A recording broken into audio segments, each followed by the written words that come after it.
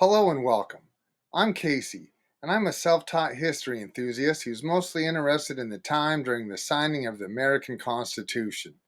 I want to know what went on during that time because its legacy still remains to this day. And remember, history is a collective story, and we're all a part of telling it. So let's get started with today's episode. Welcome back, ladies and gentlemen, to Inspired America. Today we're talking about a topic that's going to ruffle some powdered wigs for sure. The birth of federalism.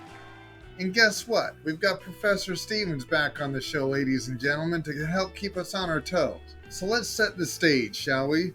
Picture this. It's the dawn of American politics. The political parties, they don't exist. That's right, not a Democrat or Republican in sight. Our main man, George Washington, wasn't just opposed to political parties, he wanted to avoid them like a bad case of COVID. Old George, sharp as a tack and probably getting a little cranky in his later years, had a dream. He wanted his cabinet to work together like a well-oiled machine and not to bicker like a bunch of kids fighting over the last cookie in the cookie jar. Washington knew that opposing parties could lead to more drama than a Shakespearean play, and all that backstabbing, trash talking, and general hullabaloo could spark up a war faster than you can say taxation without representation. Now enter the stage left. We've got Alexander Hamilton. This guy was smoother than butter and sharper than a bayonet. Orphaned in the Bahamas, talk about a rough start, Hamilton developed the kind of grit that would make a barnacle jealous. His tough upbringing taught him how to never throw away his shot. So buckle up, buttercups. We're about to witness the birth of federalism, where ideas clash, wigs powder, and the future of nations hang in the balance. Let's get started. Nice to see you too, Casey. Thanks, it's nice to be back. I tell you what, it sure has been a lot of fun. Yes, and it's always good to see you too, Professor. And so back to the today's article reading, The Birth of Federalism, Founding Vision and Beliefs. In the turbulent years following the American Revolution, as the young United States sought to establish itself as a sovereign nation, a political movement emerged that would leave an indelible mark on the nation's trajectory. This movement, known as Federalism, was founded by visionary leaders who held distinct beliefs about the role of government in the shape of the fledgling nation. This article was written by Casey Adams in September 12, 2023, about a 2-minute read. I try to keep these articles about a 2, 3, 4-minute read tops. Yeah, nobody's got attention anymore. Okay, so the architects of federalism. Shaping a new nation.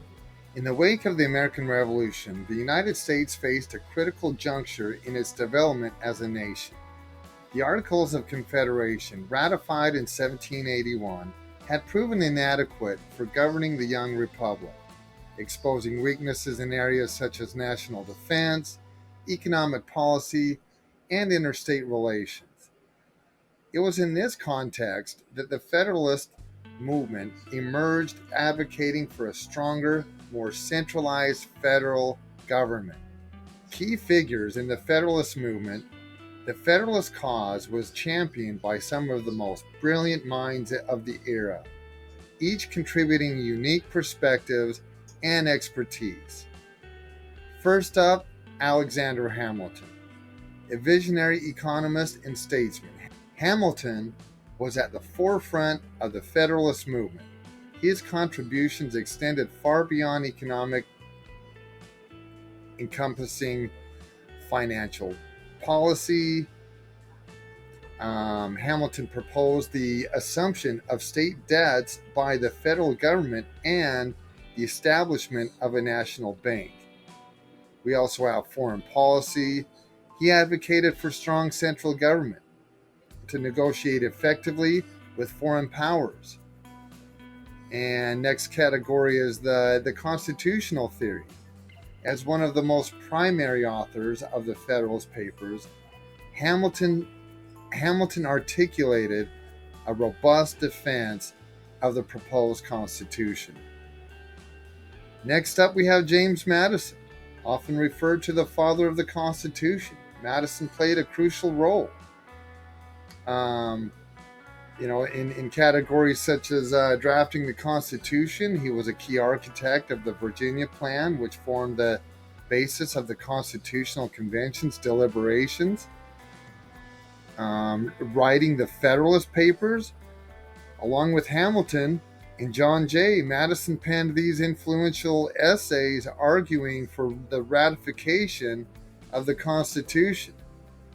Bridging divides, Madison's ability to find compromises and was instrumental in gaining support for the new government structure. Next up, we have John Adams. John Adams as a diplomat, political theorist, and future president, Adams contributed to the Federalist cause through his political writings, such as Thoughts on Government, influenced the development of the state constitution and the federal system. Diplomatic efforts, Adams' experience in international relations underscored the need for a strong central government in foreign affairs. The Federalists envisioned a robust national government capable of addressing the young nation's challenges. Key aspects of that platform included a strong executive branch to provide leadership and unity, a national judiciary to ensure consistent application of laws across the states, federal power to regulate interstate commerce and establish a uniform currency, the ability to raise revenue through taxation to fund national initiatives. Opposition and debate. The Federalist movement faced significant opposition from anti-Federalists, who feared that strong central government would infringe on individual and state rights. This debate shaped a ratification process and led to the inclusion of the Bill of Rights as a compromise measure. The legacy and evolution. While the Federalists succeeded in ratifying the Constitution, the political landscape continued to evolve. The Federalist Party, formed in 1790s, eventually declined, but many of their ideas about strong central government became a foundation of the American political system. In conclusion, the architects of federalism played a pivotal role in shaping the United States government. Their vision of strong, centralized federal system balanced against state powers and individual rights continued to influence America's governance to this very day. So, Professor Stevens, what's your thoughts and opinions on this portion of the article? Alexander Hamilton's role in the Federalist Party was both pivotal and complex, embodying both the strengths and potential pitfalls of the Federalist vision for America. His involvement merits careful consideration. Firstly, Hamilton's intellectual contributions to the Federalist cause were unparalleled. His essays in the Federalist Papers remain some of the most insightful defenses of the Constitution ever penned. His vision of a strong central government capable of fostering economic growth and ensuring national security was prescient, laying the groundwork for much of America's future development. However, Hamilton's approach was not without controversy. His financial policies, while innovative, often favored the mercantile and financial elites, leading to accusations of elitism that would dog the Federalist Party. His support for a national bank and assumption of state debts, while economically sound, exacerbated regional tensions and contributed to the formation of the opposition Democratic-Republican Party. Moreover, Hamilton's personal style, brilliant but often abrasive, sometimes undermined the Federalist cause. His feuds with other founding fathers, most notably Thomas Jefferson and John Adams, created rifts within the government and ultimately within the Federalist Party itself. Yet, It's crucial to recognize that Hamilton's vision extended beyond partisan politics. His concept of a diverse economy, supported by robust financial institutions, has largely been vindicated by history. His emphasis on a strong executive branch capable of decisive action in times of crisis has proven valuable throughout American history. In evaluating Hamilton's legacy, we must also consider the broader historical context. The 1790s were a period of intense debate over the nature of the new republic. Hamilton's assertive promotion of Federalist ideals helped shape this debate and contributed to the development of America's political party system. Ultimately, while Hamilton's methods were sometimes controversial, his intellectual legacy is undeniable. His vision of a strong, centralized government capable of promoting economic growth and ensuring national security continues to influence American politics to this day. As historians, we must strive to understand Hamilton not just as a partisan figure, but as a complex individual whose ideas and actions played a crucial role in shaping the early republic. His involvement in the Federalist Party, with all its triumphs and controversies, offers valuable insights into the challenges of nation-building and the enduring tensions in American political life. Alexander Hamilton's role in the Federalist Party was both pivotal and complex, embodying both the strengths and potential pitfalls of the Federalist vision for America. Alexander Hamilton was a major player in the Federalist movement. So what the Federalists believed was a strong federal government. The cornerstone of Federalist ideology was a robust and centralized federal government. Hamilton in particular argued that a powerful central authority was necessary to maintain order, enforce laws, and ensure the economic stability of the young nation. He envisioned a federal government with the authority to levy taxes, establish a national bank, and assume state debts incurred during the Revolutionary War. The loose construction of the Constitution, this is what irks me, is the Federalists favored a loose interpretation of the Constitution, asserting that the document should be read broadly to grant the federal government the flexibility needed to address the nation's evolving needs. They championed the necessary and proper clause in Article 1, Section 8 of the Constitution, often referred to as the Elastic Clause, which they believed authorized Congress to undertake actions not explicitly outlined in the Constitution if they were deemed necessary for the functioning of the federal government. And industrialization and commerce, economic development was a central tenet of federalism. Hamilton, in his landmark Report of Manufactures, called for the growth of industry and commerce. He advocated protective tariffs, subsidies in manufacturing, and the establishment of national bank to support economic growth. These policies were intended to reduce the American dependence on foreign goods and bolster domestic industries. Alliances with Britain. Federalists generally favored maintaining strong ties with Great Britain, viewing the British as a reliable trading partner and an ally of economic interest. This stance often put them at odds with the Democratic Republicans, who leaned towards an alliance with France. Elite rule and order.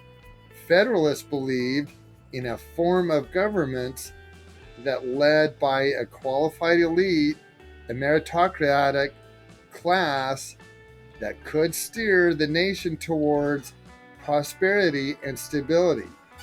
They valued order, stability, and the rule of law, advocating for measures that would ensure these principles.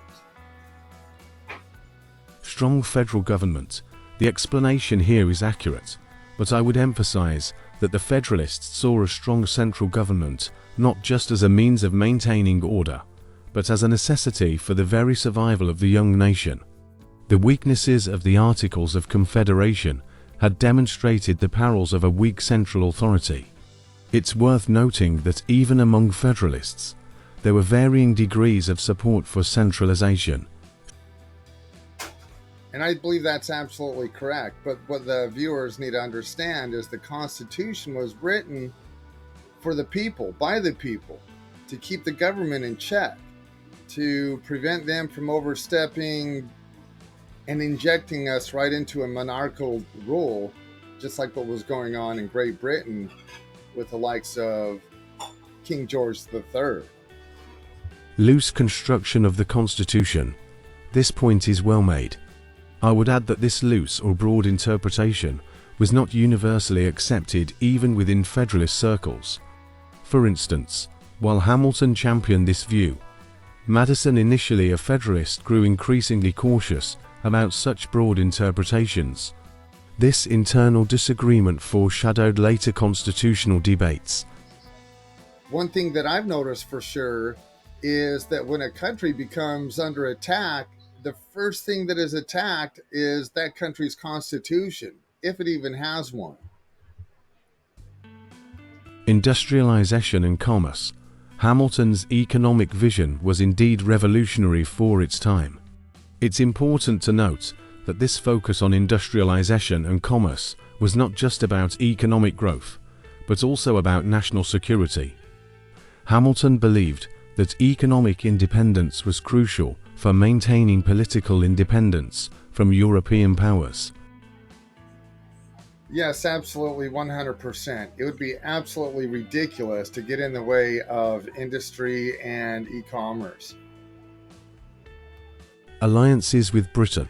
While generally correct, this point could be more nuanced. Federalists didn't uniformly support close ties with Britain. John Adams, for instance, worked to maintain neutrality in European affairs. The pro-British stance was more about pragmatic economic considerations than ideological alignment. Perhaps this could be a classic case of keep your friends close and your enemies closer. Elite rule and order. This is a sensitive point that requires careful explanation. While Federalists did believe in leadership by a qualified elite, they didn't advocate for an aristocracy in the European sense. Rather, they envisioned a natural aristocracy based on talent and merit, not birth. This concept was rooted in Enlightenment ideals and was seen as a safeguard against mob rule. Yes, that's absolutely right. And that's why George Washington set the precedent of having 2 terms. Because if you have a president in office for way too long, that's when you can start to see that monarchical rule start to develop and happen, like we saw in Great Britain, with all your kings and queens, like what we saw in France. Now, the Federalists weren't exactly peace and love. Okay, let me just tell you. They were more like peace through superior firepower game. They pushed for a beefy national defense, complete with a standing army and navy. Why? I'll tell you why. Well, let's just say they wanted America to strut onto the world stage with more swagger than a rooster in a hen house. Their motto might as well have been, walk softly and carry a big cannon, or better yet, a whole bunch of them. Loose construction of the Constitution. This point is well made. I would add that this loose or broad interpretation was not universally accepted even within Federalist circles. For instance, while Hamilton championed this view, Madison, initially a Federalist, grew increasingly cautious about such broad interpretations. This internal disagreement foreshadowed later constitutional debates. One thing that I've noticed for sure is that when a country becomes under attack, the first thing that is attacked is that country's constitution, if it even has one. Industrialization and commerce. Hamilton's economic vision was indeed revolutionary for its time. It's important to note that this focus on industrialization and commerce was not just about economic growth, but also about national security. Hamilton believed that economic independence was crucial for maintaining political independence from European powers. Yes, absolutely, 100%. It would be absolutely ridiculous to get in the way of industry and e-commerce. Alliances with Britain. While generally correct, this point could be more nuanced. Federalists didn't uniformly support close ties with Britain. John Adams, for instance, worked to maintain neutrality in European affairs. The pro-British stance was more about pragmatic economic considerations than ideological alignment. Perhaps this could be a classic case of keep your friends close and your enemies closer. Elite rule and order. This is a sensitive point that requires careful explanation. While Federalists did believe in leadership by a qualified elite, they didn't advocate for an aristocracy in the European sense. Rather, they envisioned a natural aristocracy based on talent and merit, not birth. This concept was rooted in Enlightenment ideals and was seen as a safeguard against mob rule. There you have it, ladies and gentlemen, the birth of federalism, founding vision and beliefs, or how to cook up a country from scratch. When it comes to the national identity, imagine the Federalists as the ultimate party planners. But instead of organizing a bash, they're trying to get 13 rowdy states to play nice. Talk about a tough crowd. These guys were dead set on creating a unified nation identity faster than you could say we the people. Why? I'll tell you why. Because they knew without it, the United States would be about as united as a bag of cats. Now, the Federalists weren't exactly peace and love. Okay, let me just tell you. They were more like peace through superior firepower game. They pushed for a beefy national defense, complete with a standing army and navy. Why? I'll tell you why. Well, let's just say they wanted America to strut onto the world stage with more swagger than a rooster in a henhouse. Their motto might as well have been, walk softly and carry a big cannon, or better yet, a whole bunch of them. And then in the judiciary sector, last but not least, the Federalists had the vision of the judiciary that was more ambitious than a toddler in a candy store. They wanted a Supreme Court with more clout than a celebrity influencer. Why? Well, because they figured someone needed to be the grown-up in the room when the executive of the legislative branches started squabbling. Without a strong judiciary, resolving disputes between states would be more like trying to referee a food fight at a politician's convention. Folks, the Federalists, turning a loose collection of states into a nation, one powdered wig at a time. Who knew that a nation building could be more entertaining than a colonial soap opera? Thanks for watching. We'll see you next time.